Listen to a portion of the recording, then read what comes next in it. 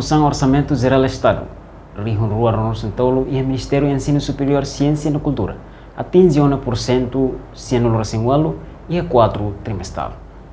Ministro do Ensino Superior, Ciência e Cultura, José Honório Pereira Hateteng, Ministério apresenta resultado de execução OZE Rio Ronaldo Santolo durante fulang neng nelarang atinge 1% se ano recenual. Governante ne informa, Lei Base de Ensino Superior, nebe aprova e a Conselho Ministro, então semana rua, onde o governo submete mais e a Parlamento Nacional, halo discussão, nobele regulariza ensino superior Sira e a território Larang.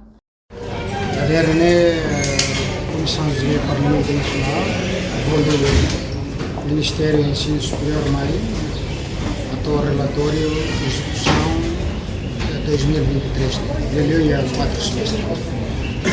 Eu me colher logo para assunto de relação ao Ministério do Ensino Superior e Serviço durante a execução na minha crise é 2023, mas 98%. Significa execução da lave do programa da minha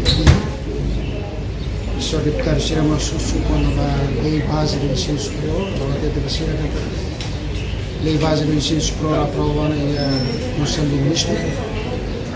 E tem semana ainda vai ser submetida ao Parlamento Nacional. Depois se vai à discussão. Amanhã tinha a Lei Base do Ensino Superior que regulariza e tem ensino superior seria como a garantona. Ele leu o curso de Siralopo, pode ser o chão dele. Reportagem Melda Fátima, Televisão Timor-Post.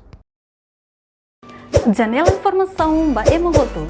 Atua tem informação atual dia clio. Kita haluha. Hane yang botão subscribe, like. Halo comentário no fahe tutang ba media sosial hoto.